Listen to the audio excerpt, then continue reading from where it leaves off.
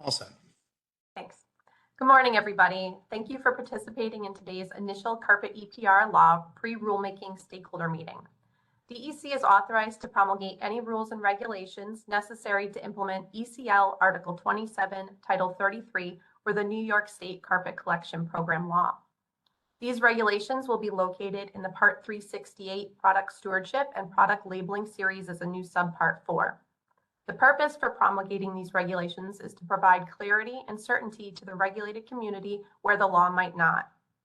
Presenting today will be environmental program specialists from the New York State Department of Environmental Conservation's Product Stewardship and Extended Producer Responsibility section, Katie Kitalowski, that's me, James Hebert, and Lauren Costello, as well as research scientist Nicole Orabona from the Pollution Prevention Unit.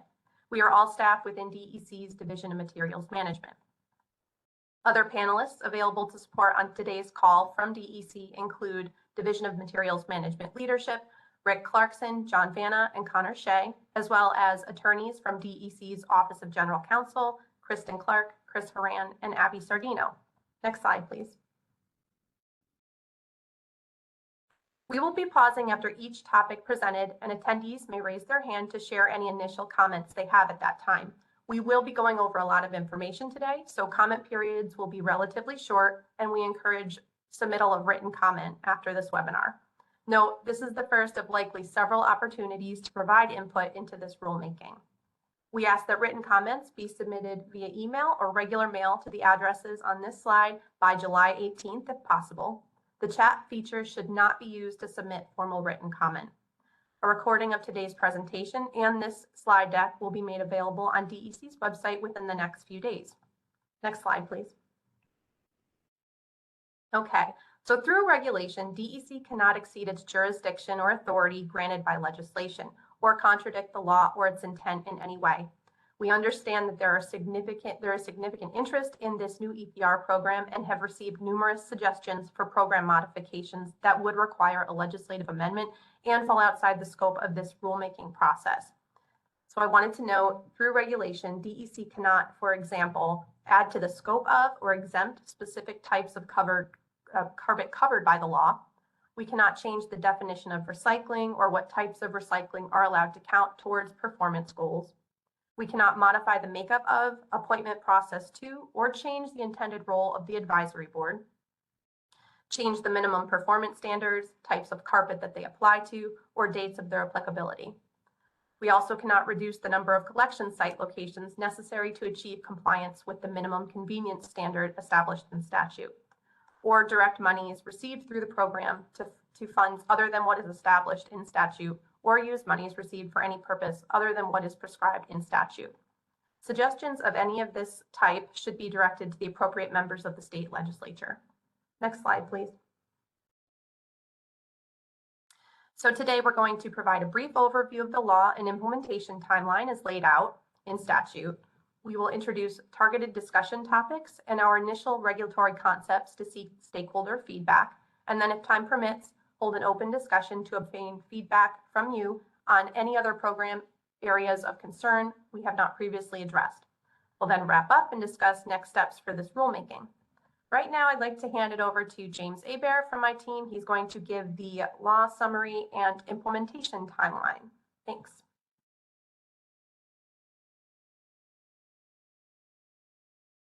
You're muted, James.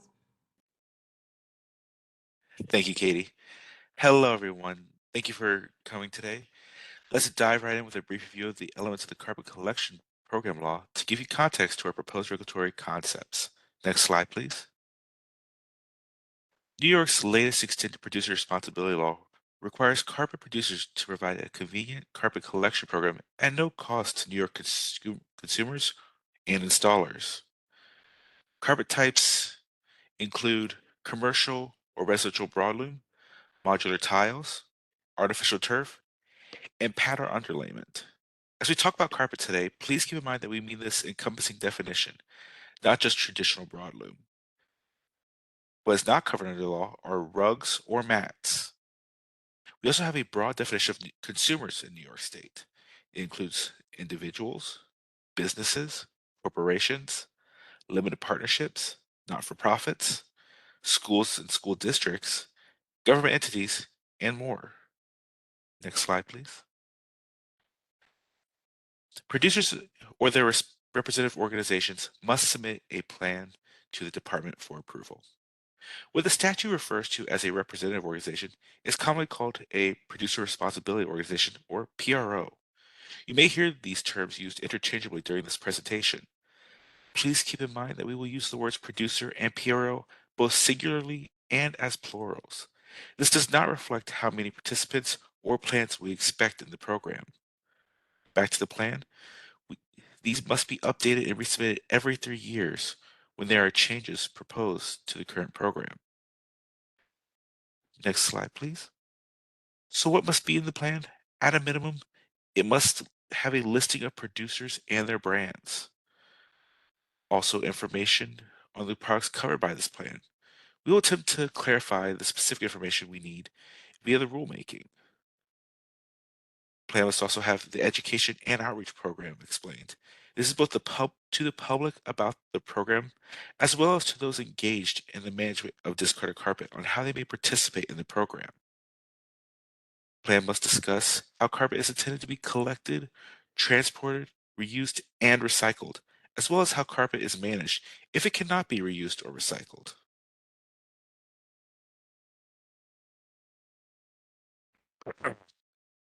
Apologies.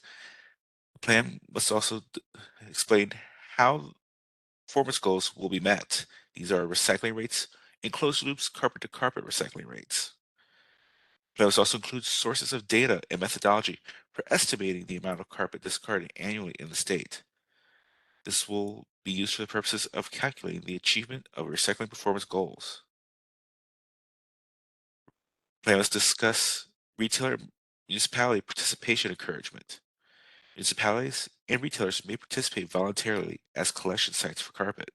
It is the PRO's or producer's responsibility to ensure that an adequate number of sites are established and maintained. These plans must include any incentive used to encourage retailer participation. For municipalities, landfills and transfer stations must be given both information on outreach and education methods. Next slide, please. The plan must also describe how it will be free and convenient to consumers and installers. Under the law, convenience means all counties and municipalities having a population of at least 10,000 will have one permit collection site. There will be one additional permit collection site for every 30,000 people. Statewide, we expect this to be about 592 collection sites. Sites must also accept carpet from consumers during normal business hours, as well as accept all types of carpet. Carpet is carpet under the law. The law also authorizes the department to establish an alternative convenience standard for cities having a population of 1 million or more. Currently, that is New York City. The department is consulting with the New York City Department of Sanitation to determine a suitable convenience standard for this area. Next slide, please. Producer and PROs do have responsibilities outside plan submittal and implementation. Producers cannot sell carpet in the state unless participating in an approved plan.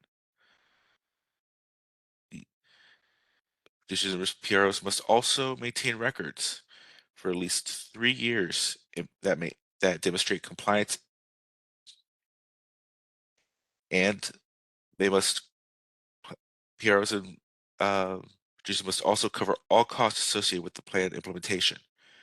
Producers and PROs must pay for the cost of collection, as well as the department's cost of administering and enforcing the law.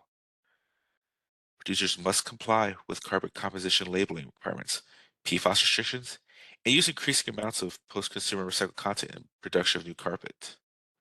We will discuss those increasing amounts more in a moment when we discuss the timeline.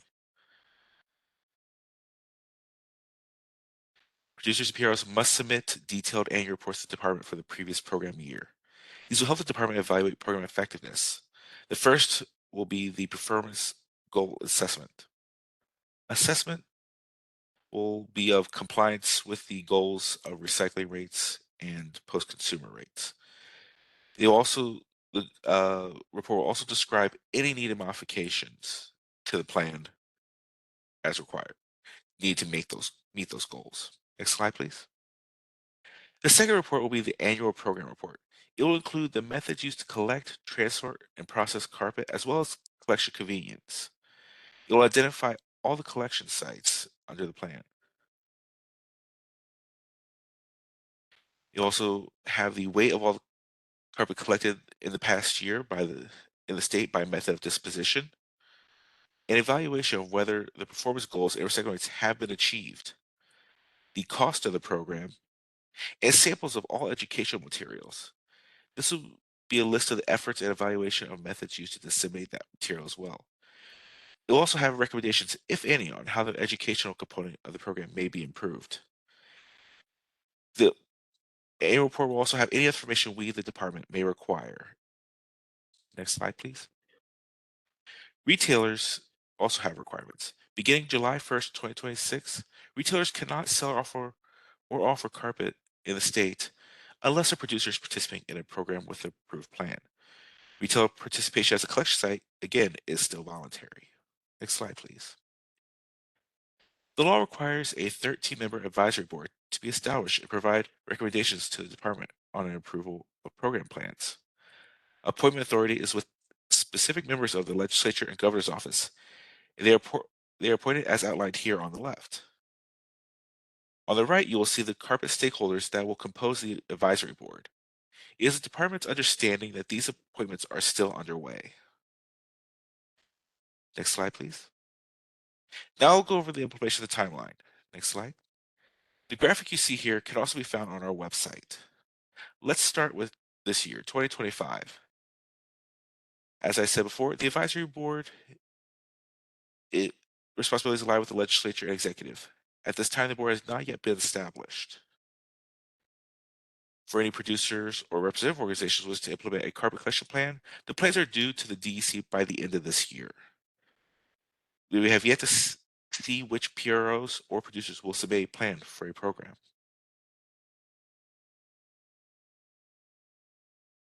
In 2026, the last date for plan approval by the department will be in April 1st. By July, the program should begin, as well as the sales ban on non-participating producers' carpet. The latter is the responsibility of both producers and retailers. 2026 will end with a PFAS prohibition for sale of carpet. Sorry, the light went out.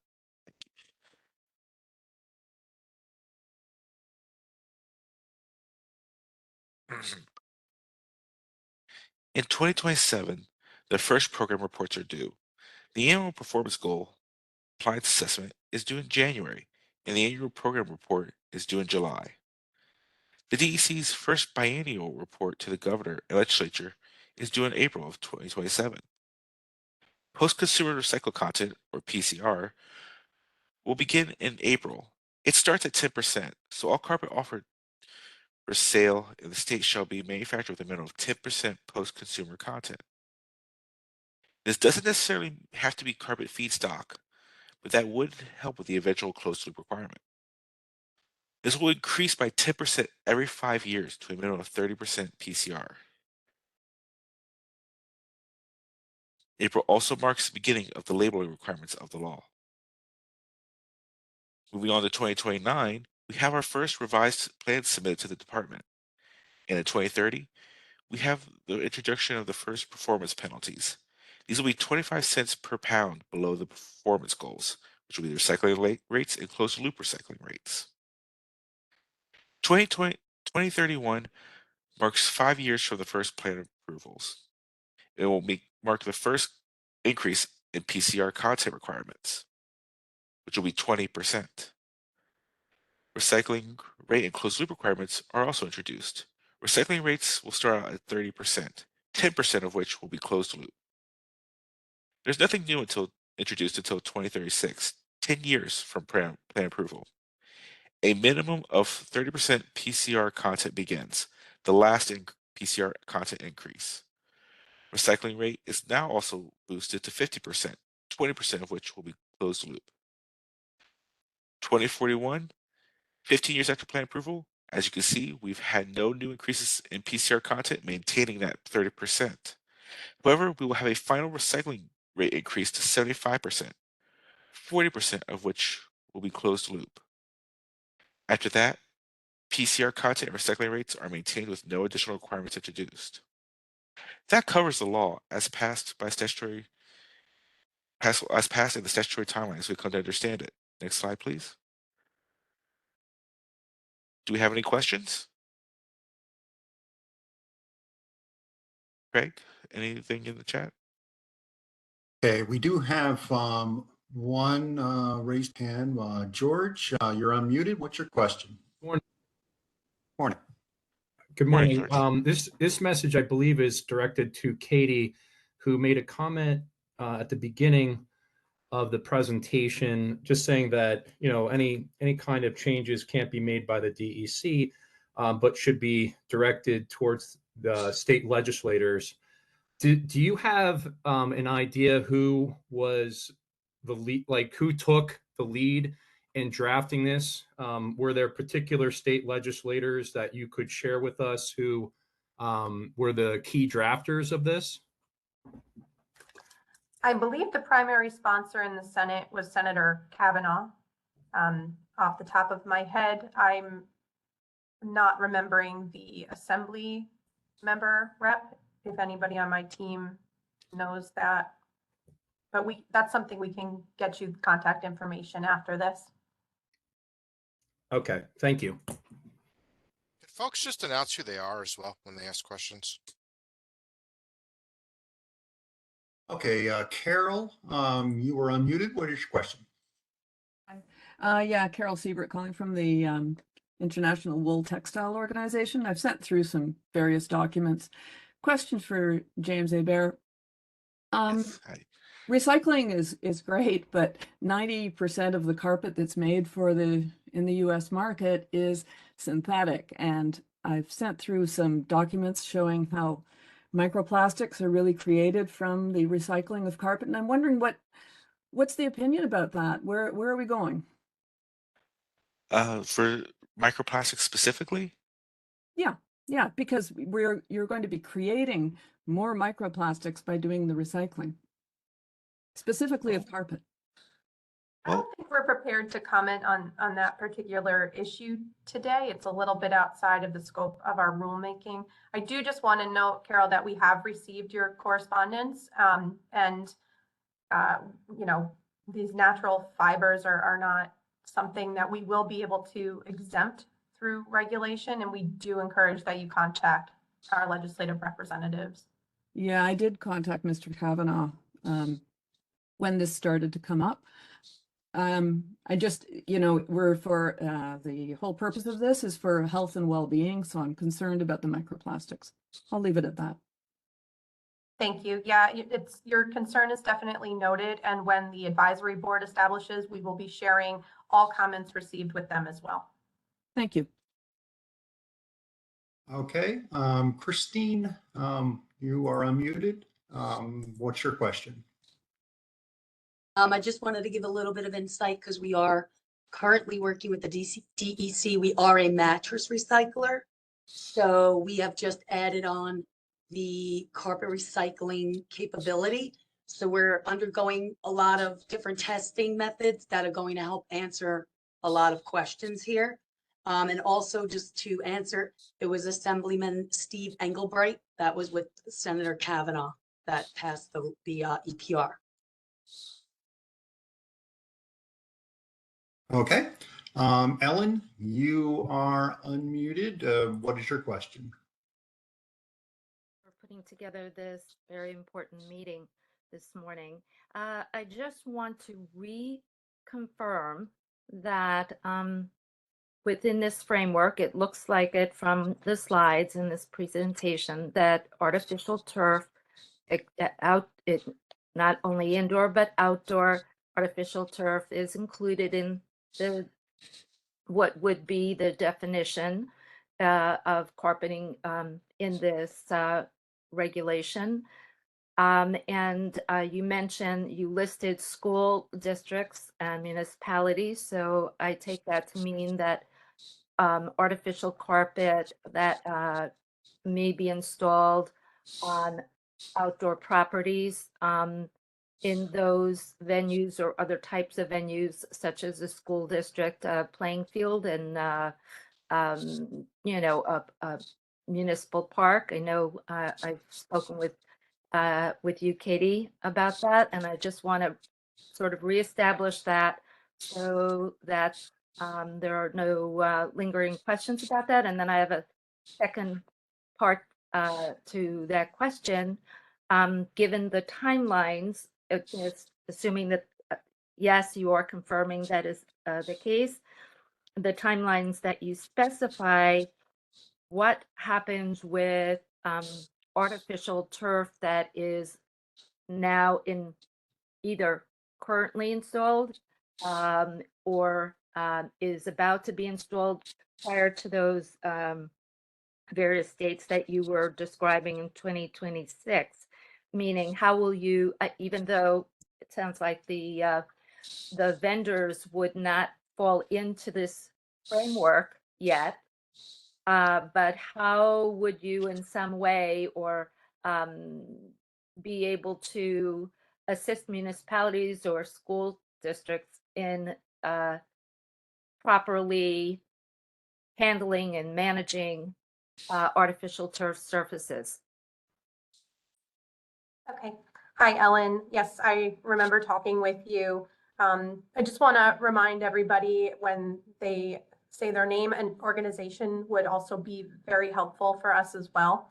I'm happy to identify that. I'm sorry, Katie. Okay. Ellen Weininger, and I'm with Grassroots Environmental Education. Thank you. Sure. So definitely we intend to define artificial turf through this rulemaking. That's one of the most common questions we've been receiving, and it's the very next topic we're going to get into. So we will clarify that the intent of this law, as we understand it, was to have a broad definition of artificial turf. As far as removal or directing for proper management of artificial turf before any of the deadlines set in, I'm not sure that is something that DEC will be getting into at this time, nor are we really authorized to direct any sort of removal through the law. So, but yes, we will be conducting outreach on what the law allows as far as artificial turf going forward. Thank you. All right, at this time, we're going to be moving on with the presentation. For the people that have their hands raised, hold that thought. We will try to circle back to you later on in the presentation. Okay. Thank you, everyone, for your questions and discussion. I'll now be handing this over to Katie to begin the targeted issues discussion and our initial regulatory concepts. Okay, thank you, James. And again, there will be multiple opportunities for comment on this, and we encourage everyone, even if you have spoken today on the call, to submit your thoughts in writing as well. So through regulation, we believe we are able to provide clarity with respect to the topic areas shown on this screen, define definitions, regulated entity responsibilities, clarify convenience standards, program plan and annual reporting requirements, performance goals, disposal and non-recyclable carpet considerations, program accounting, and future carpet design. Next slide, please. Okay, let's start with defining what was undefined. There are several terms referenced in statute that lack a definition. In the interest of time, I'm going to go through the proposed concepts and requests for feedback for all of these definitions you see here before opening it up for comment. So please write down your thoughts as I go through the definitions so that we can address them at the end of topic 1. Next slide, please. Okay, so alphabetically, the first term to define is artificial turf. DEC has been asked to make determinations on whether various uses of artificial turf or synthetic turf are in the scope of the law's carpet definition, which is shown here on the slide, and what portions of synthetic turf systems are deemed artificial turf for purposes of being covered by statute. DEC's review of legislative chamber transcripts found that there was no apparent intent to limit artificial turf to only indoor turf uses or outdoor turf that is physically attached to a building in some way. It's DEC's understanding that the intent of the law is a broad coverage of artificial turf and that term would include indoor, landscape, and field turf. Furthermore, when a person brings artificial turf to a collection site, the collection site would not necessarily know the origin of such turf being surrendered. We will attempt to clarify that artificial turf includes any turf placed on a ground surface as a functional interior or exterior feature, in addition to the obvious indoor turf flooring. We are seeking assistance in crafting a broad definition of artificial turf that also includes its component makeup. Next slide, please. Composition. The term composition is used only once in statute, where it is listed as required identifying information that carpet shall be accompanied by. We want to make sure that carpet producers clearly understand what is meant by composition to ensure a level playing field for all when it comes to their labeling requirements. We also want to make sure that sorters and processors have the information they need to identify composition to keep different carpet materials separate, thereby reducing the potential for feedstock contamination. We are seeking suggestions on what level of composition is sufficient for sorting purposes. Would that be fiber type, polymer, some other more granular identifier? We're asking you to let us know what you think. Next slide and definition, please. Disposal and disposal rate. The law requires DEC to report to the governor and legislature biennially on the recycling, reuse, and disposal rates for carpet in the state separately. In its annual report to DEC, a producer or representative organization is to report the weight of carpet collected through its program by method of disposition, including disposal. We are considering defining disposal to include landfill disposal, energy generation, and energy recovery, which have all been excluded from the law's recycling definition. Energy recovery was already defined in statute as the process by which all or a portion of solid waste materials are processed or combusted in order to utilize the heat content or other forms of energy derived from such solid waste materials. DEC interprets in order to mean for the purpose of. So if the process by which all or a portion of the waste carpet is processed for the purpose of utilizing the heat content or other forms of energy derived from the waste carpet materials, then that would be considered energy recovery. The weight of the carpet directed for that energy recovery would not count as recycling and would therefore be included in disposal data required to be reported to the department. As for disposal rate, copying the format of the law's current recycling rate definition and assuming we define disposal, we're proposing defining disposal rate as the percentage of discarded carpet that is sent for disposal and is computed by dividing the amount of discarded carpet sent for disposal through the carpet collection program by the estimated total amount of discarded carpet generated during a program year. We are going to be welcoming thoughts on both proposed definitions, but for now, let's do next slide and definition, please. Installer. The undefined term installer is used in 3 locations within the statute. It's in the convenient standards section to prescribe that installers are entitled to free and convenient collection of carpet through the program. In the program plan requirements section to detail education and outreach efforts intended to be provided to installers and others engaged in the management of discarded carpet. And then in the advisory board establishment section to ensure installers are represented on the board. DEC is considering defining installer as any person who places carpet in position or removes carpet prior to placing any flooring material in position. Once the universe of installers is defined, we can then clarify in regulation their role and responsibilities. Next slide, please. We also plan to define program year as it's referenced in a few places tied to carpet generation data and time periods for annual reporting. The establishment of the program year is not only helpful for representative organization or producer annual report compilation, but will provide consistency in the event multiple programs do establish. We're considering defining the program year to be April 1st through March 31st. Our thought is to have the year begin with when the last possible program plan approval date would be, and to give representative organizations and producers a few months to prepare the annual report due July 1st. With the program anticipated to launch July 1st of 2026, this simply means that for the first annual report provided to DEC, it will contain collection recycling data for a partial calendar year. We will be welcoming any suggestions for the defined program year as well. Next slide and last definition, please. Recycler. Recycler is the last term to discuss today that was referenced in statute but not defined. As recycling is clearly defined, we intend to simply define a carpet recycler as a person who engages in the act of recycling carpet. I'll get into the clarification on potential requirements for in-state recyclers and processors during our next topic. Next slide, please. So I'd like to pause now for a few minutes and see if attendees have anything they'd like to share today on any of these new potential definitions, or if there are any other terms you can think of right now in need of defining. We're going to encourage everyone to submit thoughts in writing as well. Craig? Okay, Christine, please state your name and any organization you're with and your question, please. You're unmuted.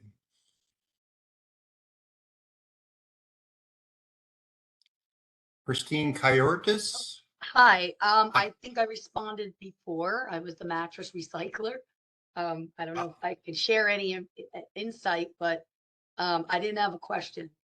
I was, Okay. I raised my hand earlier. Maybe I didn't shut it off, which I'm. Yeah, I'm sorry. Yeah, I should have Sorry turned about that that. off. No problem. Liz Silverstein, you were unmuted. Can you please state your name, any organization you're with, and your question, please?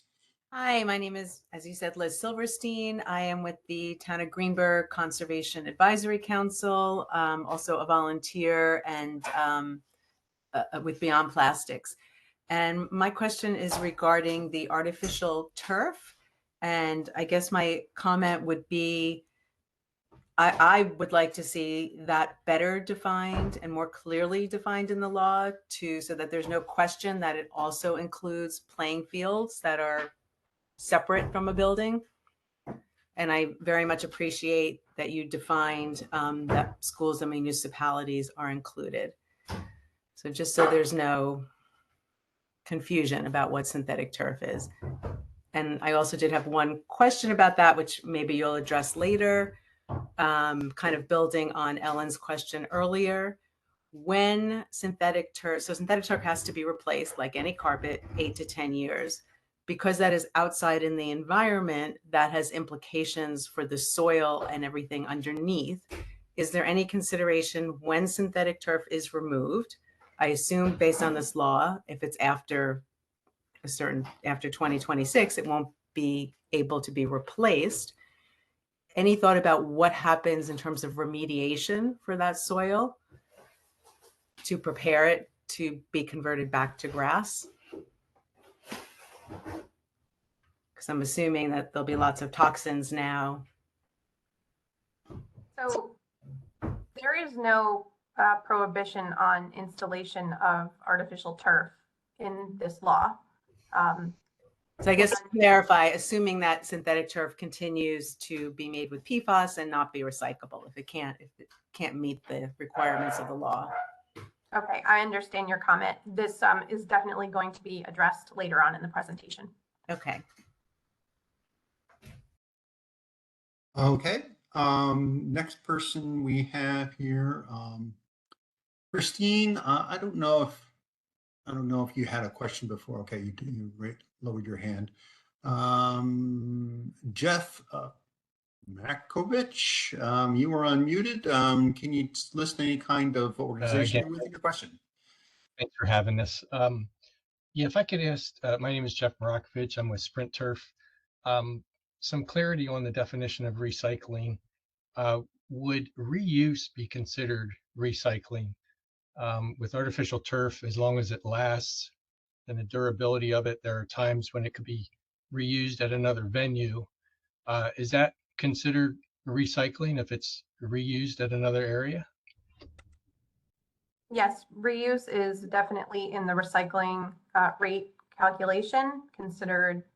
It's a recycling and reuse metric. And we understand the concerns specifically related to artificial turf reuse, and Lauren will be getting into that a little bit later.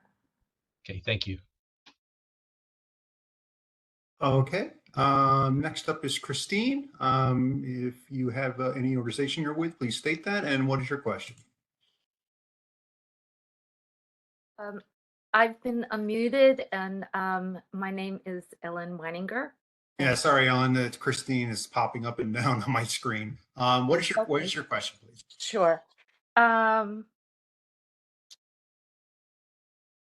There, in many cases, the removal of artificial turf, outdoor artificial turf in or school districts involves a subcontractor. And I'm just wondering, again, in order to comply, the installer or the vendor who has handled the initial installation would need to be involved here. Obviously, that is the entity that is complying with and is registered to be part of this EPR program for carpeting. How does the subcontractor fit in if there is some handling of that carpet removal and transport of that carpet removal in terms of ensuring that there is actual proper compliance? Sure. So I think, if the installer or if the subcontractor is involved with, the removal and transportation, they, depending on how we're able to define installer in this rulemaking, they, would have to meet the requirements of anything we set for an installer, which, there was no definition or responsibilities outlined in statute. So that's something that we will definitely be seeking input on from the regulated community on what role and responsibilities should be attributed to people managing the carpet. Right.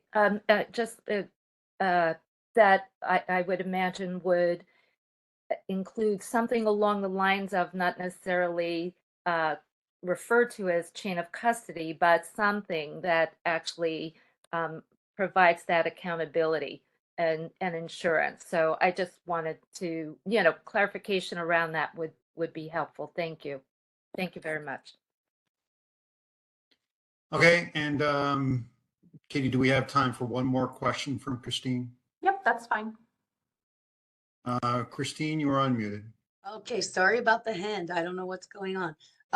So my question is, being that we're already permitted by DEC for mattress, we're tagging on the carpet.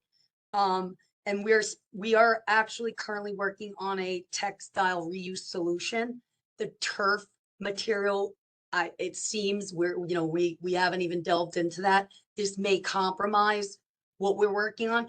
Are we required to have the turf automatically added on, or can we just, as a recycler in this law, is it whoever's the recycler is required to accept carpet and turf, or can it specify, can it be a line item separated?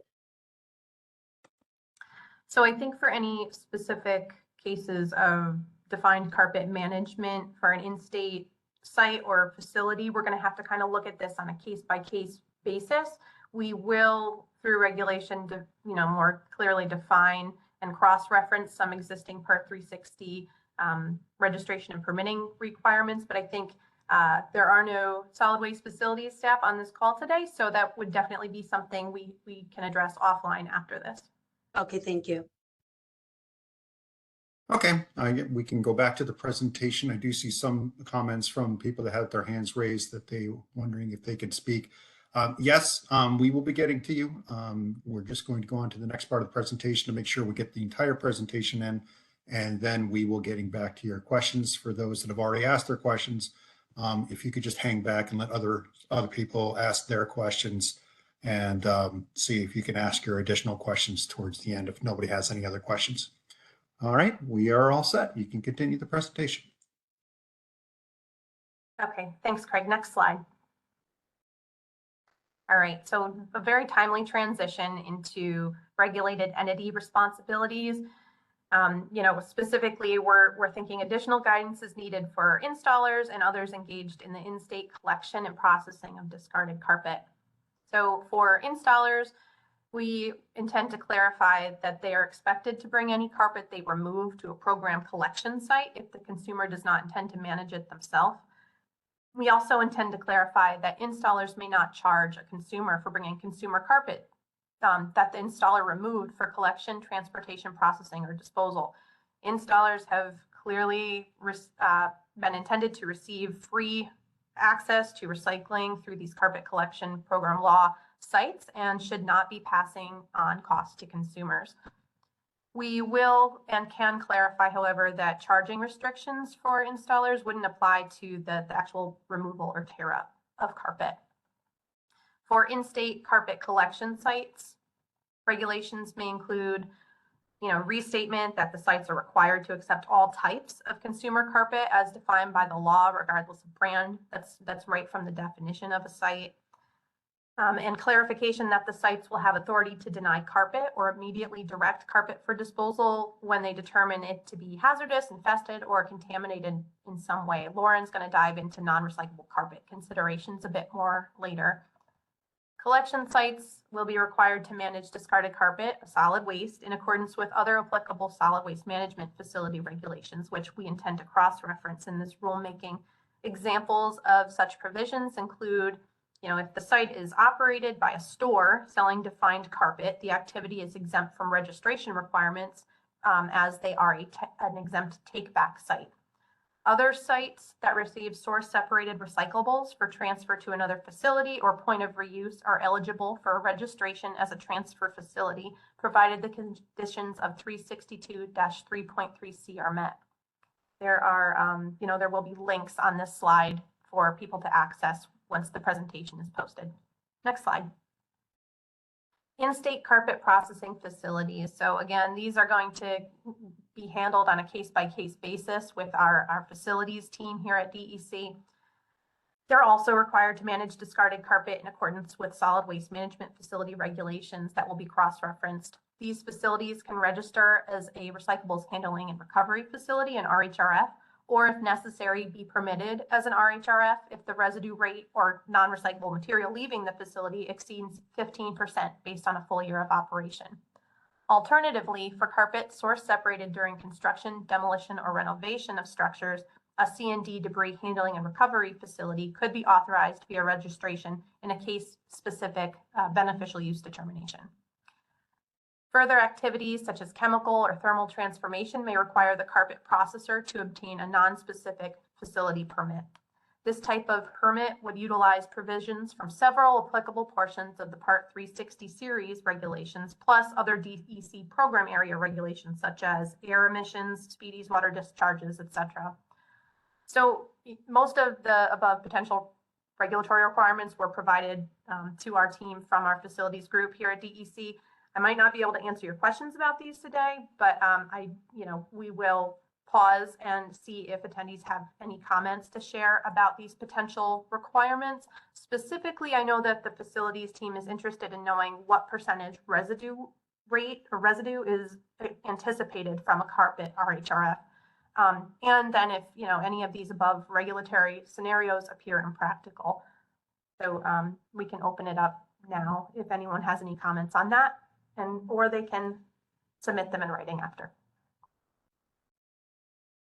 Okay, we have Yayoi. I'm sorry if I'm mispronouncing that. Can you please announce what organization, if any, you're with? And I have unmuted you.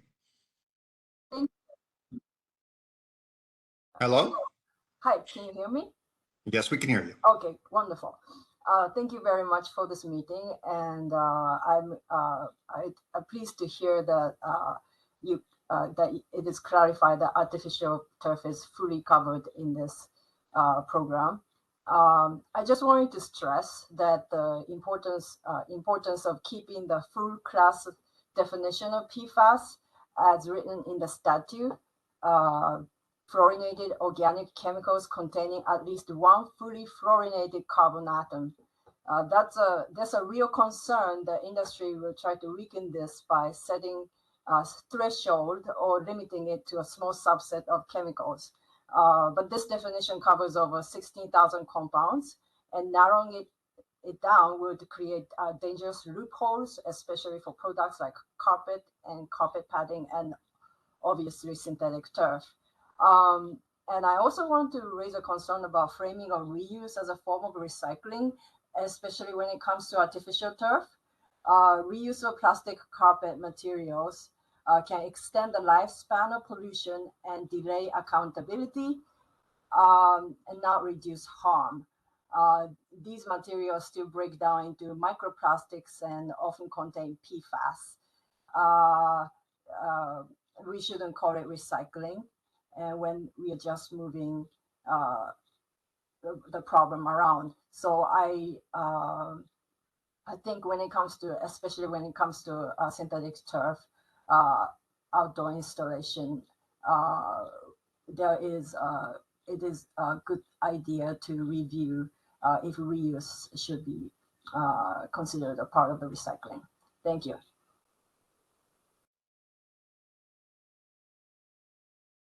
Okay. Thank you for your comment. I just want to note that our pollution prevention team will be discussing PFAS in more detail later and may have some thoughts to share. Thank you. Okay, Jenny, will you please announce whatever organization, if any, you're with, and what is your question? My name is Jenny Gitlitz, and I'm with Beyond Plastics, the national group.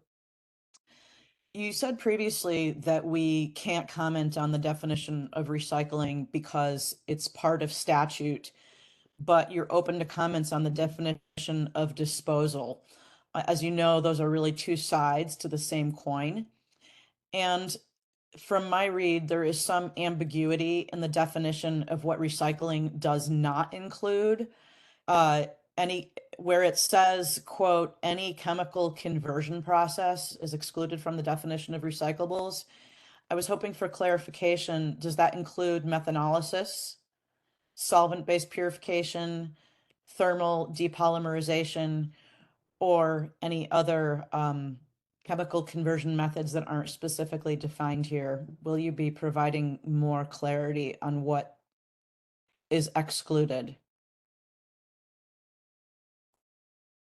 Thank you. Yeah, so if we receive input from stakeholders like you that tell us that additional clarity is needed for specific conversion processes, then we will certainly consider it. So please submit that in writing. At this time, I don't believe that was something we were intending to do. Thank you.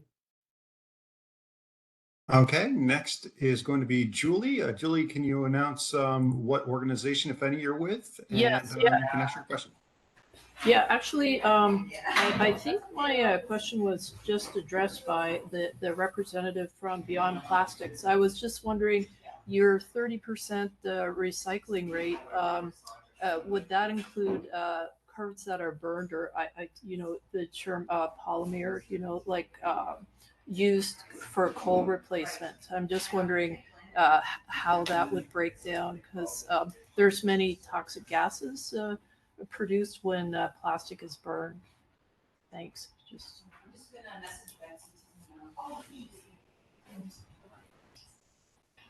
I don't even hear. I think I'm not prepared to respond to that question at the moment, but certainly submit the need for clarification in writing. Okay, two more. Heidi Sandborn, please announce whatever organization you're with, if any. You've been unmuted. What is your question? I'm Heidi Sandborn with the National Stewardship Action Council. I helped pass basically all three of the carpet bills in California and sponsored them.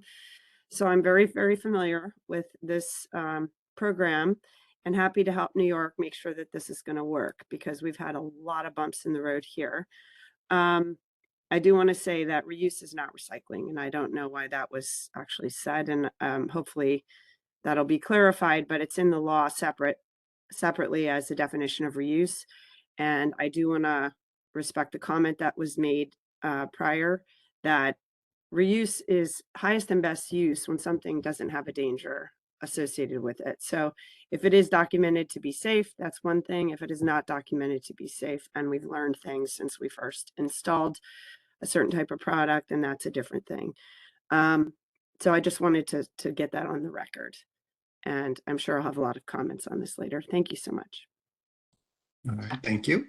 Thank you, Heidi. Appreciate your offering to assist New York. We will definitely take you up on it. I'll just clarify that if I confused people earlier, the recycling rate itself was defined in the law to be the percentage of discarded carpet that is managed through recycling or reuse. So that is the definition we are working under. All right, and George, please announce whatever organization you're with, if any, and you have been unmuted. What is your question? Hi, thank you. George Bierman, Goldberg Sagala. I just had a quick question on disposal sites from a practicality perspective. And kind of the way it's currently written, it's sort of one size fits all. Is the department taking into consideration, and we've talked a lot about artificial turf and athletic fields, is it taking into consideration the major differences in that a one size fits all and trying to fit this into a one size fits all might not necessarily be something that is feasible as written right now in the way the statute is written? Yes, we're definitely taking into consideration that the scope of defined carpet is not all the same, and there may be considerations for managing it differently. We do have to work within the scope of the statute, and we will be trying to address the convenience standard for all defined types of carpet in the next topic. Thank you. Okay, we are all caught up with questions. Okay, next slide, please. You guys are really good at transitioning these topics. Okay, so convenience standards. Let's see how we can make it work for New York State. As James noted earlier, the convenience standard prescribed in statute requires the establishment of over 500 collection locations outside New York City, open specifically to consumers and installers for the acceptance of all defined types of carpet. We've learned from speaking with industry and through review of California's program that carpet material flow and reverse distribution varies depending on market segment, material type, and many other factors. And we want to ensure that the program operators are able to receive credit towards the convenience standard for collection of carpet through legitimate acceptance methods other than direct consumer and installer drop-off to the extent we are able. For example, we would like discarded carpet returning through dealers, retailers, or wholesalers, or picked up and brought to non-public consolidation locations by other program partners like demolition contractors, transporters, etc., to contribute towards convenience standard achievement. Ideally, any person involved in the proper management of discarded consumer carpet should have the opportunity to use the convenient carpet collection program's acceptance location, including general contractors, those involved with building demolition, etc. The purpose of the program is to provide sustainable funding and establish a collection and recycling infrastructure for consumer carpet, regardless of how that discarded consumer carpet arrives at the ultimate processor. Our initial thought to clarify the intent to include other locations in the convenience section other than those that only collect directly from consumers is shown here in red. We could allow locations to count towards convenience when they accept carpet from consumers either directly or through collection and transportation by an installer or other person engaged in the management of discarded carpet. Please note the phrase others engaged in the management of discarded carpet is not new. It was taken directly from the law's program plan section. The law also allows DEC to establish through regulation an alternative convenience standard for a city having a population of 1 million or more. As James noted, that's just New York City at this time. While the statute does not specifically state that the alternative standard must be established through the regulatory process, DEC needs to put that standard into regulation for it to be enforceable. The alternative convenience standard can function differently from that for the rest of the state.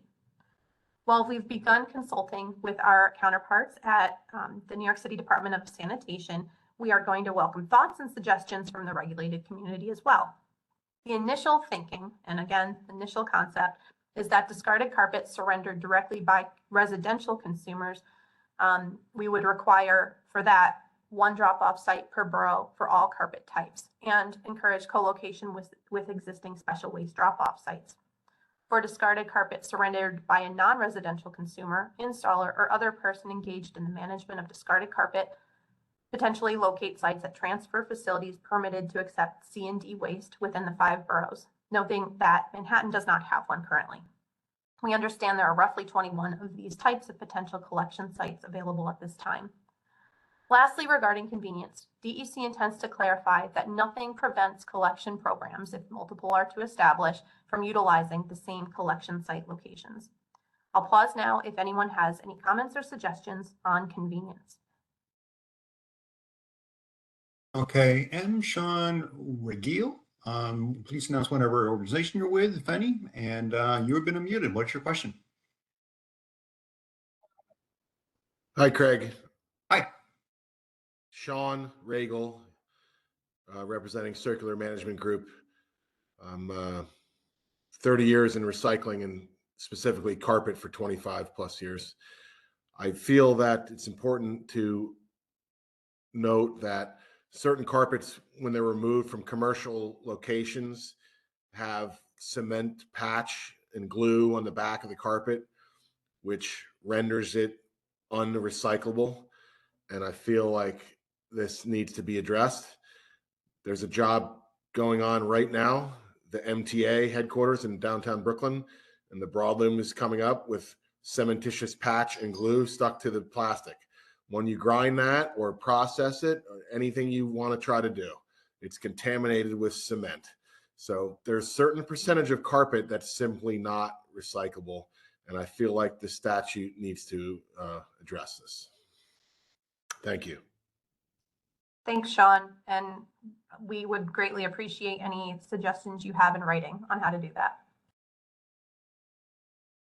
You're all caught up on questions. All right, let's go to the next slide then, please. Okay, program plan considerations. So DEC intends to clarify that any milestone rates and dates to be achieved are tied to the original plan approval date, and that deadlines do not reset when an updated plan is submitted. We intend to specify additional information to be included in the program plan as well, as it allowed us to do so by 27-33034L of the producer plan section. Our initial thoughts are to require the representative organization to identify specific participating producer contacts and contact information, and not just list the producers and brands participating in the program. Also, clarify that by product information, we will be looking for the material types and composition of products covered by the program. 4C of the plan requires a description of how the producer or representative organization will collect, transport, recycle, and process carpet. We also plan to ask for an identification of all collection sites, transporters, recyclers, processors, or other entities intended to participate in the carpet collection program. In the case of recyclers and processors, we may ask for a description of recycling technologies intended to be utilized as well. If multiple programs established, DEC would like to require programs to develop a coordinated outreach and education program and website for the benefit of consumer awareness and ease of program use. So we would want this program plan then to include details on planned coordinated outreach, websites, etc. We're thinking similar to the pharmaceutical EPR program implemented by the Department of Health right now. There are two program operators, two separate programs that have coordinated education, outreach, and websites for consumers. We also may seek a description of incentives to be used to encourage program participation from entities other than retailers, for example, installers, haulers, demolition contractors, etc. We may also request a description of how the labeling requirements will be met for various types of carpet represented under the program. Lauren will get into labeling in a little bit.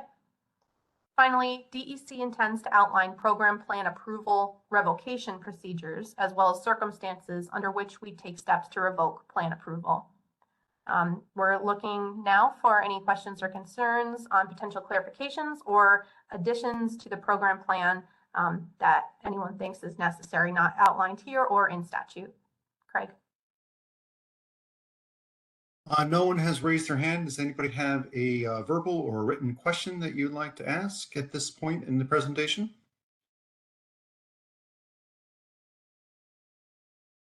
I do see a note here from Jenny to Sean. A video that she watched on carpet recycling showed cementitious material being separated and prepped for use in another industry. Is this not the case? I don't know, Sean, if you wanted to address that.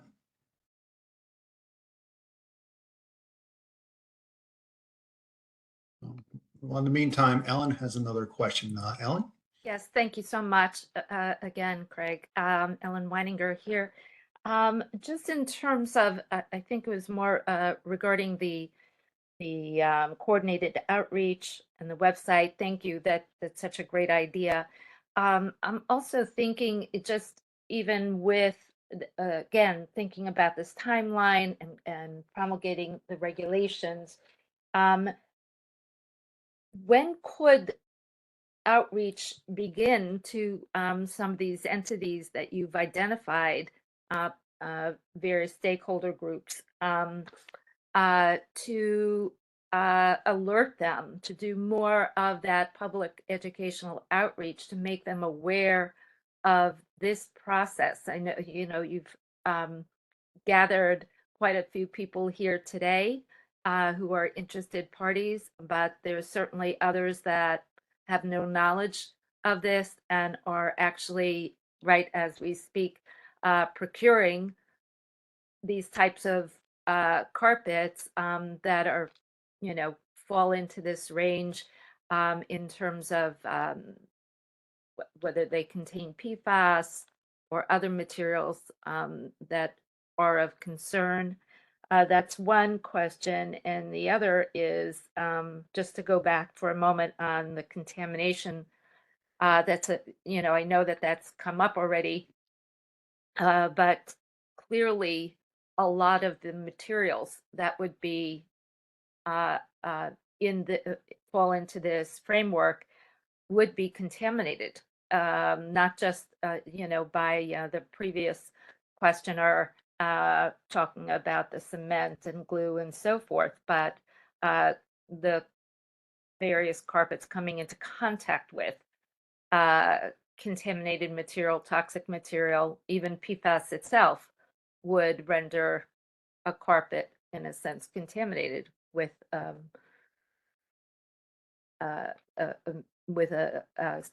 chemicals, PFAS chemicals. So just trying to get a handle more that those kinds of things require further clarification.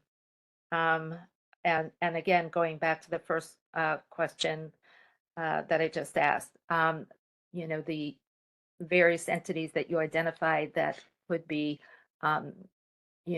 interested parties, would they now in the next, let's say, 6 to 8 months, receive some sort of notification that this process is underway? It seems that it would be very important for them to be aware of it at the very least as they're making procurement decisions. Thank you, Ellen. So timing is interesting. So the program plan of a representative organization or producer is due by the end of this year. We have some thoughts and interest from different organizations and industry groups looking to how they will develop the infrastructure for this program, but we do not have any formal committed intent to be the operator for this program at this point. And the onus of outreach and education and program infrastructure development is ultimately on the producers and the representative organizations. So as soon as one is established, I can imagine that it will be a quick and eventful direction of education to those they can assist will help in this effort. All right, and we'll circle back to Sean. Sean, you're unmuted. I just wanted to comment that, I think the vast majority of carpet discarded in the state is residential in nature that's installed over padding. So that is good news for recyclers in that it doesn't have glue on it or cement patch. I just wanted to clarify that I was discussing earlier, commercial installation historically was glued down broadloom, and patch can sometimes come with it. And the glue is certainly a contaminant when you try and recycle or reuse these materials. The good news is the industry has advanced itself to use non-glue down installations with stickers, upside down stickers, actually making the carpet tiles like a floating floor. So there's no glue and no patch associated with the return of those materials for both reuse and recycling. So it's just a clarification, but I just feel it's necessary as someone who's processed carpet for 25 years to know there's idiosyncrasies with materials that are going to come back that it's just no way or ability to be reprocessed or recycled. Thank you. Thanks, Sean. And we are caught up with questions.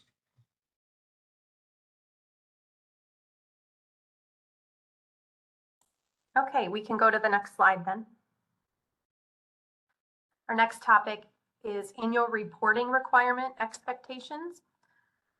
So 7G of the annual reporting section allows DEC to specify additional information to be included in the annual report. Initial thoughts for additional information we plan to request include an expansion of 7B, which is an identification of all collection sites in the state. We'd add any other program partners, for example, direct to processor pickups, and total weight of discarded carpet received through each to that. We also would expand 7C, which is the weight of all producers' carpet collected in the state by method of disposition, including reuse, recycling, and other methods of processing or disposal. We'd add as well as the identification of each destination facility and total weight of collected discarded carpet sent to each. And then an expansion of 7E to obtain a breakdown of specific cost categories, not just the total cost of the program. The law requires a producer or representative organization to report annually on its program for the previous program year. There is currently no mention of individual producer reporting requirements for those participating in a representative organization's program. This is potentially problematic as there are several producer and brand specific items required to be reported to the DEC for compliance monitoring purposes. For example, DEC will be requesting photo examples of compliance with labeling requirements, current post-consumer recycled content percentages for each brand and type of carpet offered for sale, and PFAS compliance statements and other supporting documentation.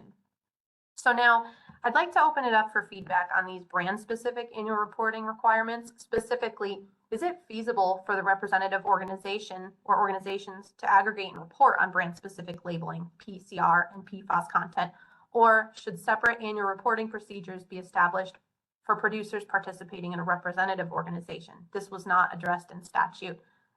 Open it up, Craig. Okay, does anyone have any comments or questions on that? All right, Rachel, please announce whatever organization, if any, and you've been unmuted. Hi, everyone. Rachel Palapoli. I represent Target.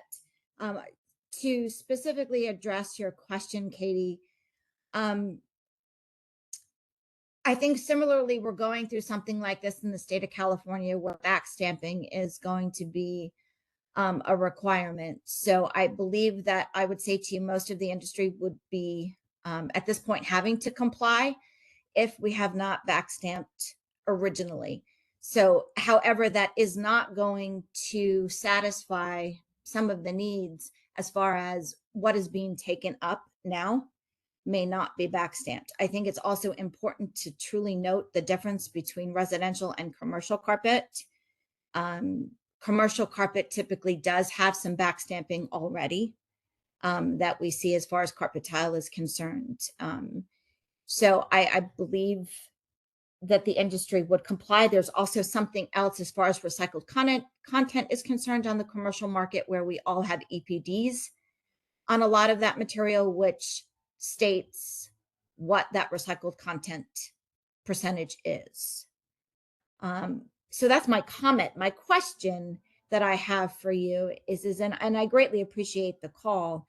We've talked a lot about a PRO, and I understand that as of today, it being June 11th, there has not been one specific group that has come forward to say that they would like to be considered.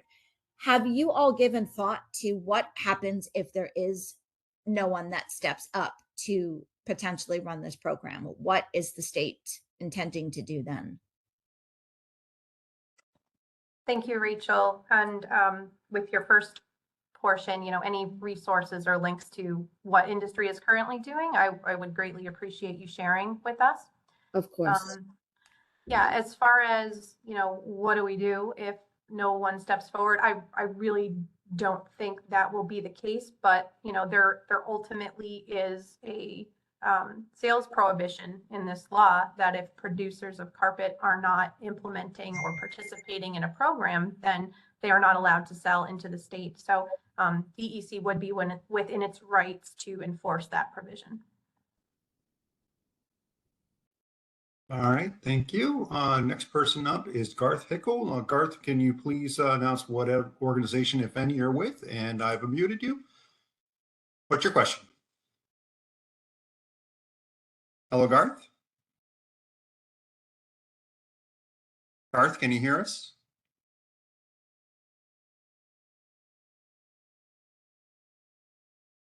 Garth, you're unmuted. Can you hear me?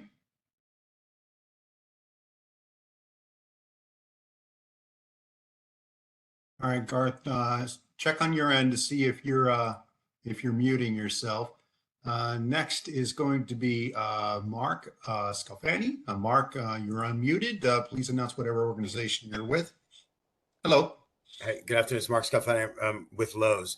So just a quick comment on the labeling. The representative from Tarkett, she brings up a good point. So if we're going to require certain labeling from the manufacturers, it's going to have to. So now they're going to have to produce a label that's specific to New York with content. So I think this is bigger than that, right? So California requirements, we know, in almost everything from EPA, whatever, are different than the rest of the states. So you've got a California label, and then you've got the rest of the United States, right? So that's just a concern as I think about our vendor partners, what that's going to look like and what that requirement is, if the current labeling will work or if they're going to have to produce. So then I've got to make sure that the carpet that I retail in New York is specific to New York versus because of a label. That's just as a retailer and installer, that's a big obstacle right there if we're going to have specific requirements. That's just a comment I wanted to make on that.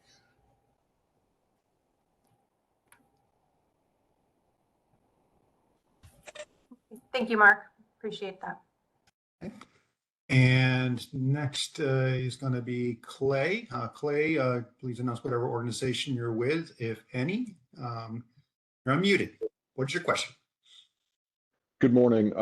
Name is Clay Cade. I'm with Carpenter Company. Regarding the topic of PFAS compliance statements, I think it's worth considering that with carpet underlayment, we're talking about a product that tends to be upwards of 95% plus recycled content when we're talking about the marbled styled carpet underlayment that I think most folks are used to.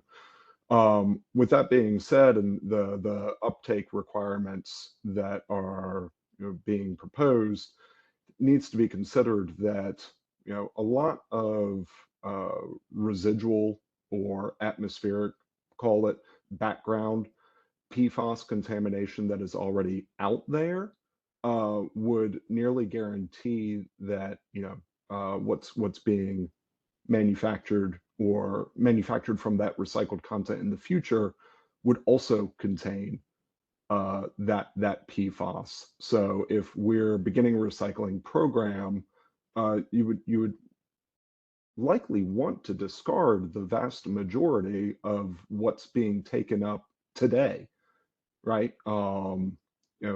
Because it's impossible to know, from whom, what manufacturer, a trim or discard is being taken up, or existing carpet, or what contamination has occurred out in the product use phase. So it will make it prohibitively difficult to guarantee that what is being collected and then recycled and subsequently manufactured into new product would be compliant with the PFAS compliance statements or PFAS requirements through this program. Just a comment that I wanted to add into consideration. Thank you. Nicole from our pollution prevention unit is going to be getting into this in more detail later. So hopefully we can have a further conversation then. We are caught up on questions. All right, great. Thanks, everybody. Now I'm going to pass it over to Lauren Costello to go over our final 4 topic areas. Lauren? Thank you, Next Katie. slide. Can you all hear me okay? Yes. Okay. Moving right along to the next targeted issue, we would like to discuss the performance goals that were created by the law, starting with the recycling rates. As the statute is written, reuse means the return of a product into the economic stream for use in the same kind of application as the product was originally intended to be used, without a change in the product's identity apart from cleaning or refurbishment.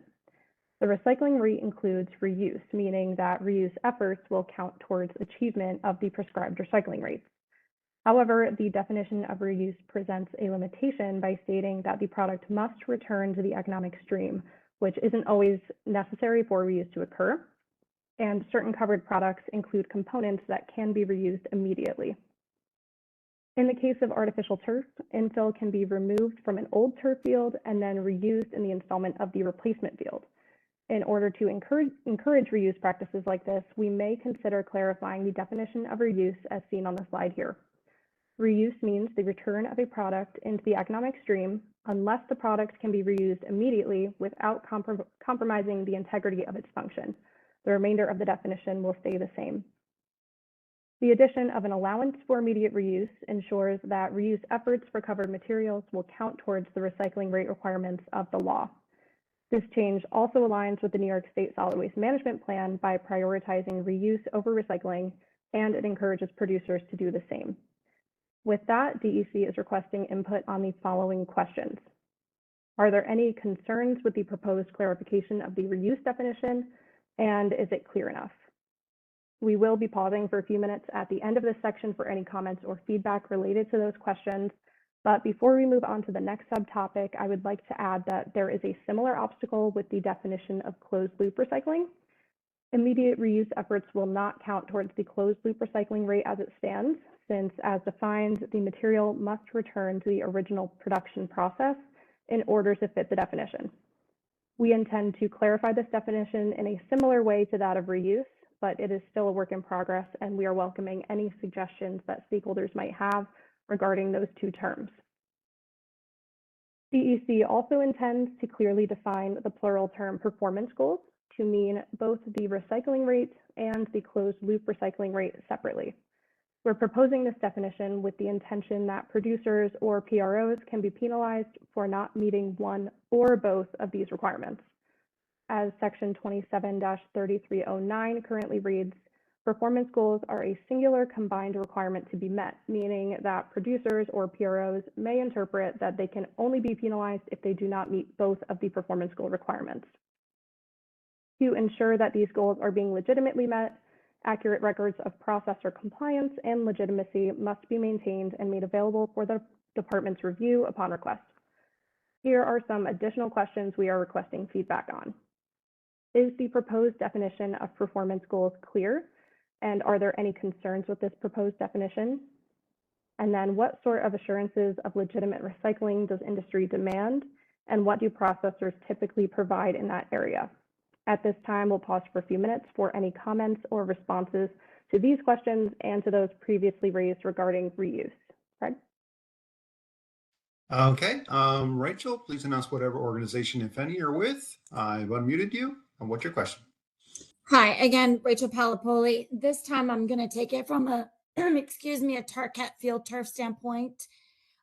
This may be a question for Lauren or for Katie. I had nowhere in the written legislation is infill defined. So I'm curious to find out if it is the intent of the state to include the infill material in the program. I think that would be, my question at this given point in time. From an artificial turf perspective, I probably should have clarified that. Sure. So Katie earlier had discussed a possible definition for artificial turf. At this time, it's not finalized. Katie, I don't know if you want to add to that, but at this time, we are considering infill to be included in that definition. I think if we hear that, that's a component that needs to be identified, we certainly will consider it. And we are seeking suggestions for our definition. So thank you. Okay, fantastic. Thank you. Okay, and Yoi is also wanting to ask another question. You've been unmuted. Thank you. I'm with Zero Waste Ithaca. I forgot to mention that earlier. I wanted to mention that infills, both organic and crumb rubber and other polymer infills, independent testings from grassroots organizations and nonprofits show that they are laced with PFAS, and which includes organic infills. The industry are trying to switch to from crumb rubbers because we all know that recycled tire crumb rubber is extremely problematic. So I just wanted to mention that, and infills is a major part of artificial turf system. You got braids, infill, backing, and shock pads. Those are all part of artificial turf, and anything that excludes infills as not being a part of artificial turf is just a little, very. I think it's completely outrageous. It's a major part of artificial turf. Most artificial turf. So I just wanted to comment on that. Thank you. Okay, thank you for your comment. All right, and we are caught up on questions. Okay, thanks, Craig. Next slide, please. The next targeted issue we would like to discuss is disposal and management of non-recyclable carpet. We understand that not every roll of discarded carpet, pad, or turf will be in an acceptable condition for reuse or recycling, and some decisions are going to need to be made regarding end-of-life management. As Katie mentioned earlier, DEC intends to detail through regulation the role, responsibilities, and operational requirements that were absent from statute applicable to collection sites. We are seeking input on including the following items related to acceptance of potentially non-recyclable discarded carpet in this section. First, collection sites will have the ability to determine whether or not discarded carpet is recyclable in accordance with criteria established within their program's plan. The producer or PRO's proposed criteria will be approved by the department at the time of plan approval. Something to note is that this law does not contain a disposal ban. That means that if discarded carpet is determined to be non-recyclable, collection sites may choose to send that carpet for landfill disposal or suggest that disposal method to the consumer at the time of the attempted drop-off. While DEC doesn't promote landfill disposal of covered products, the acceptance of non-recyclable carpet is not going to be the responsibility of the collection site. Education and outreach efforts are going to be key factors in limiting the amount of carpet sent to landfills. Finally, collection sites will be required to maintain accurate records of each instance of non-acceptance of non-recyclable carpet, including the date and reason for non-acceptance. These records are to be made available to the department and/or the PRO upon request. We don't intend to include any additional reporting requirements for collection sites, but as Katie discussed earlier, we do plan to request additional collection site information in the comprehensive annual report. We will be asking the PRO to provide disposal rate data, so the collection network, inclusive of collection sites, must be able to track and report that data to the PRO. Specifically for collection sites, we intend to require that they provide the PRO with documentation of each individual instance of non-recyclability determination. The PRO will then be required to include a comprehensive summary of those individual documents to the department in their annual report. This level of detail could allow us to develop a better understanding of why carpet is being disposed of in a landfill rather than through recycling or reuse channels. By quantifying the most common reasons for landfill disposal, the program can determine solutions to avoid those contaminants in the future and increase landfill diversion. Massachusetts is currently utilizing a similar documentation practice for their mattress recycling program by requesting the submission of a contaminated mattress recycling form from municipalities and processors that deem discarded mattresses as non-recyclable. To effectively track discarded carpet at all levels, the department intends to ensure that solid waste management facilities maintain records of the quantity of discarded carpet received through the facility for disposal.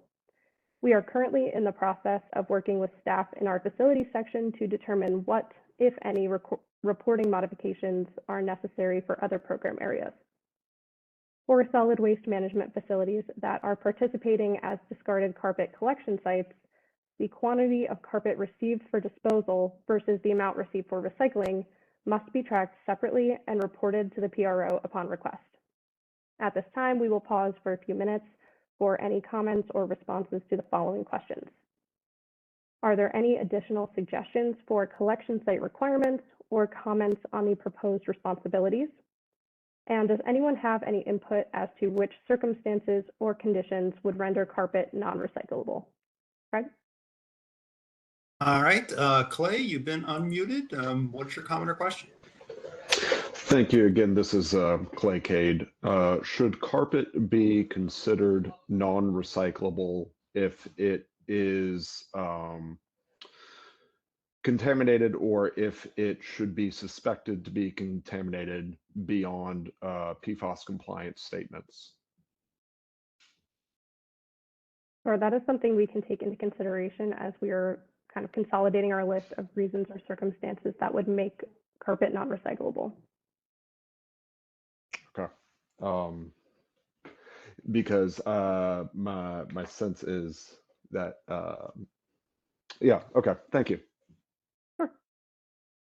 All right, and Kate, I see your hand is up. Can you please announce what organization, if any, you're representing? And I have unmuted you. What is your comment or question? Hi, Kate Kitchener, New York City Department of Sanitation. In the case that a municipality is running a collection site, the municipality might not be the expert on what carpet should be recycled or not recycled. And so would the PRO be required to take any carpet that was collected at the site? Sure, that's a good question. So currently we intend for the PRO to provide that information to the collection site and kind of give them a list of what can be recycled and what cannot be, and establishing those conditions. So that would be their responsibility. But they're not required to take everything. The collection site will be required to operate within the approved plan that the program submits to the department. And in that plan, they will need to lay out, under which circumstances carpet will be deemed unrecyclable, and how they intend to educate their program partner collection sites on their responsibilities. Okay. And so if the site collects something that was like not on their list, that's the site's responsibility to dispose of that.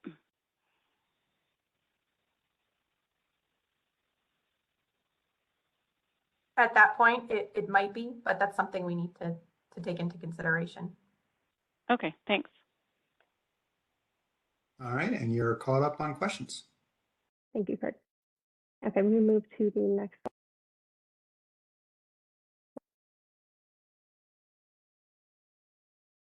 Okay, the next targeted issue we will discuss today covers program accounting, specifically reimbursements. Section 27-3305, producer responsibilities, states that a producer, producers, or representative organization shall pay costs incurred by the department in the administration and enforcement of this title. Exclusive of fines and penalties, the department shall only be reimbursed its actual cost of administration and enforcement. DEC interprets those reimbursable costs to potentially include staff time spent on administration and enforcement of the law, any technology or software necessary for administration, outreach materials necessary to supplement public education programs, and finally, any monies paid to advisory board members for necessary and actual expenses incurred in the performance of their board duties. DEC intends to invoice PROs and producers for reimbursable expenses, and at this time is looking at an invoicing frequency of once per year. We are still working internally to determine the specific dates and timing for this invoicing. Similarly, Section 27-3311, Carpet Stewardship Advisory Board, states that board members shall receive no compensation, but shall be entitled to their necessary and actual expenses incurred in the performance of their board duties. The department interprets the necessary and actual expenses of the board to include only travel-related costs. DEC also intends to determine the process and timeline by which board members are to be reimbursed through regulations. Now we will pause for a few moments to gather feedback on the following. Are there any concerns or suggestions regarding the list of reimbursable activities of the department or the reimbursable activities of the board members? Fred? Okay. Ellen, I have unmuted you. What is your comment or question? Yes, thank you so much, Craig. Actually, my hand went up at the very end of the other section. So my comment in that regard having to do with potential contamination at those collection sites. Again, looking at outdoor artificial turf materials likely contaminated not only with hazardous chemicals, various hazardous chemicals, not just PFAS chemicals, which, as has been pointed out, is a very large class of chemicals, somewhere over 15,000, but many other types of hazardous chemicals coming into contact, coming from the artificial the contact of the artificial carpet and underlayment with infill, but also we know for certain that there is blood and body fluid spills on those surfaces, as well as animal excrement and other kinds of potential contaminants. So just keeping those things in consideration. Thank you. Thank you. And Heidi, looks like you have a question or comment. You've been unmuted. Yes, Heidi? Yes, thank you. I just wanted to share our experience in California with advisory boards, and I'm really glad the state's going to pay for the volunteers to at least have travel expenses covered. That's very important, especially if they're required to be in person. But I would also just throw out the idea that this has tended in this particular industry to be fairly litigious. And I think legal support of that group of volunteers who are taking their own time to dedicate to a well-running program can put them a little bit in the crosshairs. And it's good to ensure they have that legal support from the state and also administrative support to take meeting minutes, support the venue, etc. So I just wanted to throw that out as an experience we've had with these committees. Thank you. Thank you, Heidi. All right, and we are caught up on questions and comments. Okay. We can move to the next slide, please. So now we will move on to the final targeted issue for today, future carpet design, where we will cover labeling, post-consumer content requirements, and the PFAS prohibition. Section 27-3313, labeling and design requirements, requires that carpet sold into the state be accompanied with specific identifying information, which you can see at the top of the slide here. Letter A requires that the producer's name and contact information be included on the label, while B requires product information. We would like input on the following questions. What information is currently included on carpet, pad, and turf labeling, and in what form? And would program contact information or producer name and brand information be beneficial for processors or retailers? Excuse me. And if not, what information should be included? We will be pausing for feedback on all questions related to carpet design at the end of this entire targeted issue section. For the sake of time, please keep any comments that you might have in mind, jot them down, and we can address them at the end of my presentation and Nicole's on PFAS. Next slide, please. Moving on, the same section 27-3313 states that carpet sold or offered for sale in the state shall be accompanied by the identifying information discussed on the previous slide. The use of the term accompanied is potentially problematic as it doesn't specifically require that the identifying label be permanently affixed to the carpet in any way. And the department believes that the original intention of the labeling requirements was twofold. First, to ensure that retailers and distributors are able to determine if the carpet's brand can be sold into the state. And second, for sorters and processors to keep similar types of carpet material separate from others in order to reduce feedstock contamination. Direct and permanent labeling via stamp or tag may not always be possible. So to support the original intention while maintaining feasibility for producers, we intend to define the term accompanied as follows. Accompanied means provided with the purchased carpet at point of sale in the form of written information by the retailer and permanently affixed to the covered carpet product when possible by the producer of that covered product. The addition of this definition makes it possible for all producers of covered products to meet the labeling requirement, as a tag or stamp may not be a viable option for some carpet types. For producers of carpet that cannot accommodate a permanent label, other options like stickers or packaging may be used to fulfill the labeling requirement. The submitted program plan shall specify for each carpet type what form of labeling will be used to meet those requirements. Producers of carpet types that can accommodate direct and permanent labeling must do so, while producers of types that cannot achieve permanent labeling must utilize one or more of the alternatives previously listed. This definition also clarifies which entities are responsible for fulfilling each component of the labeling requirements. DEC is seeking input on the following questions, but again, we will be taking comments at the end. Are there any comments on the further clarification of accompanied? And due to the nature of synthetic turf's construction, we've been informed that a label cannot be permanently affixed to the product either by tag or stamp.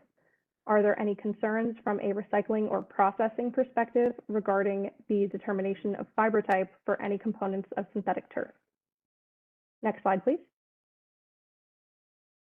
Moving on to post-consumer content requirements, Section 27-3315 requires that all carpet sold in the state shall be manufactured with increasing minimum amounts of post-consumer content within specific timeframes, as shown on this slide.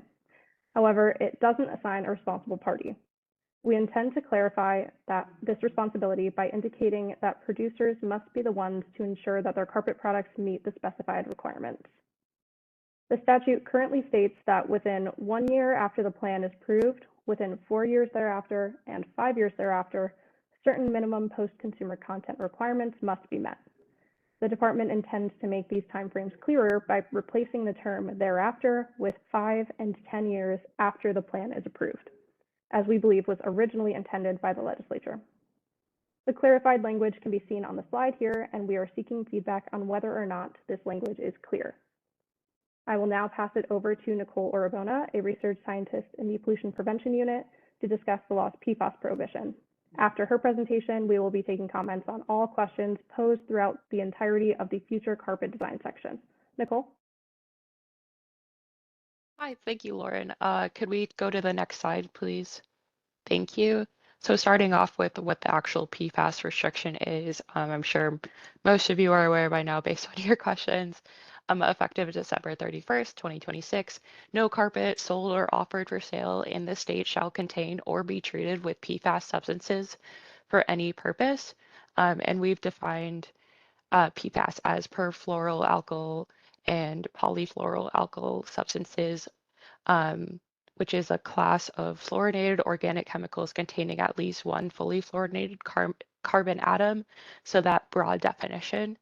And I want to highlight for any purpose in the actual restriction as consistent with other laws that we have that that restrict PFAS in consumer products in New York State, where we are considering interpreting this as intentionally added PFAS.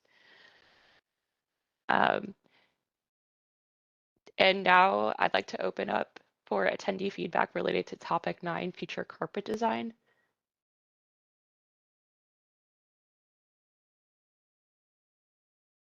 Okay, does anybody have any comments or questions? Yes, Yoi, I've unmuted you. Hi, thank you. I just saw in the slide, and you just mentioned, Nicole, that like this PFAS statute is going to be enforced in a manner consistent with the existing laws in New York, in a manner similar to restrictions on underlying intentionally added PFAS. Could you please elaborate on that? Because this can be a potential loophole. Because when they create carpet, when the industries, the companies, manufacturers make carpets, they add PFAS in the manufacturing equipment, and those are, they call it not intentionally added, even though from common sense standpoint, it's obviously intentionally added to make manufacturing easy. So this seems like a potential loophole, and very problematic when it comes to synthetic turf and potentially other products on the market. And to protect New Yorkers, I wonder, what kind of stance the New York State DEC might be able to have, maybe perhaps as a comment to the legislators. So we've used this intentionally added PFAS definition a couple different times in our current consumer products laws. And intentionally added is defined as a product that serves an intended function or technical effect in the product or product component. This includes PFAS that are intentional breakdown products of an added chemical that have a functional or technical effect in the product or product component. So I hope that kind of answers your question in terms of what we're considering for this intentionally added PFAS definition. Connor, my colleague Connor, if you have any additional information you want to jump in and add, feel free to.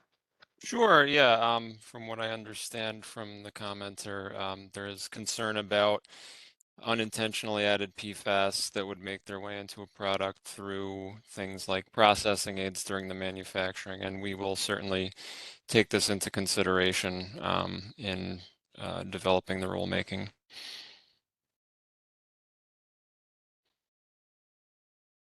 Okay, next is Carol Siebert. Carol, can you say whatever organization you're with, if any? Oh, hi. Yeah, I'm Carol Siebert. In this capacity, I'm actually asking a question from Creative Matters. We design carpets in Toronto, and we sell a lot to New York State. The question is about labeling. If we're doing carpet for a hotel, there's thousands of yards of carpet. We can't possibly label the back of each yard. Just wondering what's the plan to address that situation? I think we're taking input on what is feasible. We've heard some carpet is stamped every, 4 feet, other different measurements. So definitely interested in what is feasible. Thank you. Okay, Ellen, I've unmuted you. What's your comment or question? Yes, thank you very much.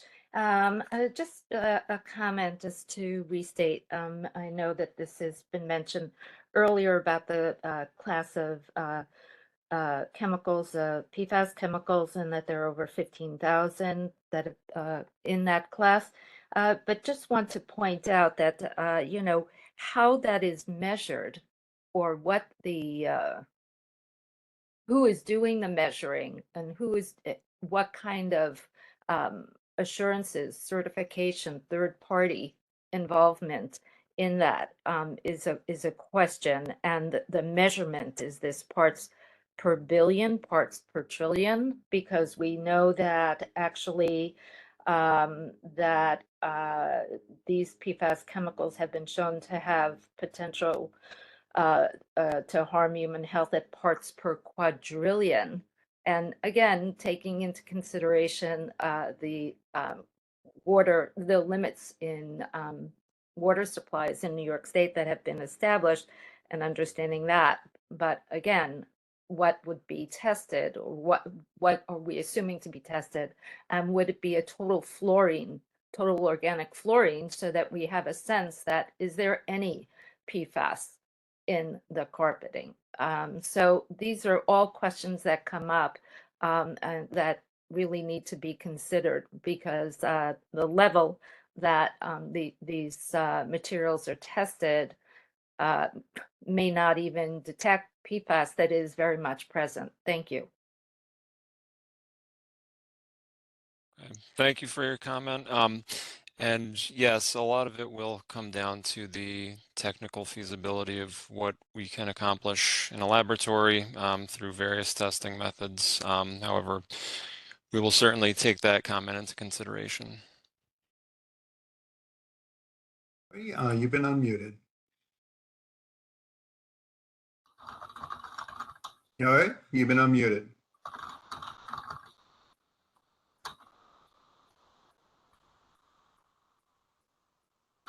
Yeah, all right. Did you have a question or comment? Yes, I Yeah. just wanted to point out that intentionally added PFAS, this is not a part of the statute. It's not the language in the statute. So I want to know how that this rules are being kind of changed. And if I'm wondering if it has something to do with like committees or like PROs.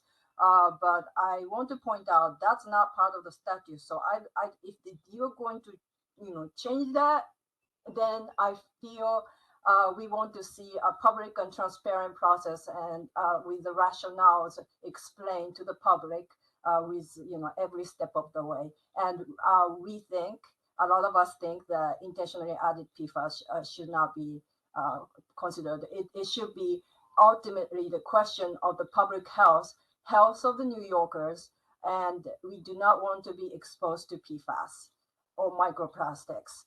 And therefore, the amount of PFAS that is in the product that is going to be on the market, that should be the question, because it's about our health.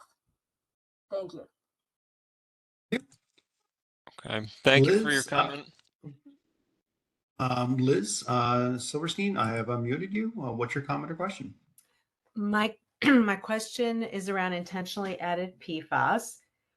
My question is if the definition is altered to reflect intentionally added PFAS, how does the DEC guarantee, does that mean then that there will absolutely be PFAS in the product, because PFAS is often part of earlier stages in the production?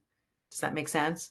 So what you're saying, so I just want to clarify that if you switch from banning PFAS to intentionally added PFAS, does that mean then that the public can expect to continue to have product on the market that will contain toxic PFAS?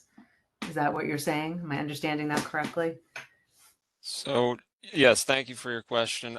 So what we are looking at in the PFAS restriction in the law is that term "for any purpose," which seems to imply intent, purpose being something that is being put into the product via some action that somebody is intentionally doing. But right now, this is just the language that we are considering and how we are considering applying this restriction. And this is a pre-regulatory stakeholder meeting, so we are gladly accepting comments. And I hear the concern about unintentionally added PFAS or processing aids that are used along the way in the manufacture of these items. So that's something that we will take Okay, into consideration. Sorry, if I could just add on to that then, just to further clarify, if I understand correctly, how the I'm going to use synthetic turf as an example. Synthetic turf currently made, the grass blades are currently made of plastic. The plastic being used has PFAS in it, if I understand correctly, and the turf company is then turning that into a carpet. So they are not intentionally adding any PFAS. However, the finished product contains high levels of PFAS. So if I understand correctly, I just want to clarify, if you change it to intentionally added PFAS, that means synthetic turf would continue to be sold completely filled with toxic PFAS. Do I understand that correctly? The goal is to restrict the sale of articles, including carpets containing PFAS in the state. So I hear your comment, and that's something that we're going to have to consider as we move forth with the rulemaking. Okay. And is it not possible to clarify then that that would result in a product that still contains PFAS if it's switched to intentionally added? I'm just trying to clarify that piece, sorry. Or understand that piece. Yeah, so the restriction as it's written now is on the on carpet that contains or is treated with PFAS for any purpose. So that purpose, again, implies that there was some sort of intentionality in including that PFAS in the product. So if it's being added to make the fibers that go into the finished product, then that is something that we would consider intentional. If it's being added along the way as a processing aid, that's something that we would have to consider, but it sounds like it may be worthy of consideration for an intentional addition. So again, these are things that we need to consider and work into the rulemaking development process. Okay, and I would advocate to not include the word intentionally, to just have it clean and straightforward, that the product won't contain PFAS, so that there's no wiggle room allowed in there and confusion for producers and consumers, so that everybody understands this is a product that is clear, is actually PFAS free, as opposed to making it murky and cloudy. Thank you. Thank you for your comment. Thank you. Okay, next up is Melanie Taylor. Melanie, can you please let us know if you're representing any organization? You've been unmuted. I'm Melanie Taylor. I represent the Synthetic Turf Council. I'm the president and CEO, and I just wanted to share the industry position on PFAS, as we've shared, but we're looking at PFAS being ubiquitous in our environment, and our members proactively engage in their component and raw material suppliers that there's no PFAS-based ingredients, including polymeric processing aids. The testing community is working on collecting and sampling methods. So we're self-auditing best we can through voluntary testing processes. We rely on EPA approved methods for PFAS. And other methods, total organic fluorine tests, and this is to help verify the absence of intentionally added PFAS. So, these are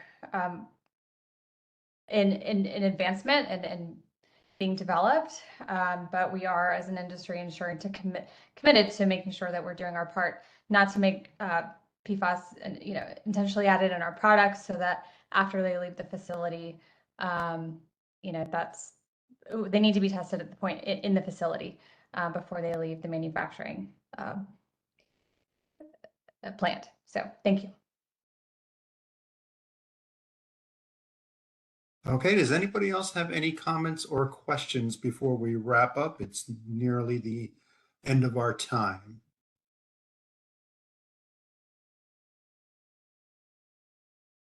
All right, Mike Marange. You've been unmuted. Do you represent any organization? Mike, can you hear me? Mike, you've been unmuted. Do you have a comment or question?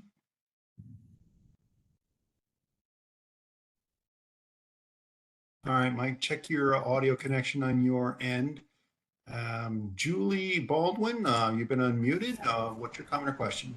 Yeah, just following up on the question from the Target representative about the overall organization who would administer. I'm just wondering if CARE will fill that position, or have they not been considered? Or? So DEC has definitely been in conversations with CARE. I'm just pointing out that there's been no official intent that CARE will be the organization to implement the program, but we're definitely in talks with CARE. We will know by the end of this year who will be implementing the program. Okay, thank you. All right, and Mike, we'll try you once more. Do you have any kind of comment or question? Oh, must have raised his hand accidentally. Sean, do you have any comment or questions? Yes, I just was hoping that DEC, Katie, Craig might clarify the seating of the 13-member committee that, as I understood, was supposed to happen in January. Yes, we also are still waiting to hear of official appointments to that board. It's a bit out of DEC's hands. As James showed earlier, the appointments are to be made by specific members of the legislature and the governor's office. So we are anxiously awaiting the appointment as well. Okay, I won't lose any sleep. All right, and that was the last comment or question. All right, great. So Craig, you can go to the last slide. We appreciate everyone's engagement today on this initial rulemaking meeting. Next steps for us, we're going to post this slide deck and the webinar recording to our website. The link is shown on this slide. Our team will review today's discussion and then any written comments received after today. We'll evaluate the need for scheduling additional stakeholder meetings to dive deeper into some of these topics that it seems like we're going to need to. And then to the right is your reminder where to send written comments via mail or email by July 18th if possible. And then, once the Carpet Stewardship Advisory Board is established, DEC also intends to seek board member input on proposed rulemaking concepts. Then, with the fair and transparent stakeholder process, there will be hearings as this rulemaking progresses. So while we don't have a specific time frame we're working under or a statutory deadline to promulgate these regulations, we hope to expedite this process. Regardless, we're confident that implementation can progress prior to a rule being established. So thank you again for everybody's participation. We're 1 minute over, and with that, I will conclude today's meeting. Thank you all.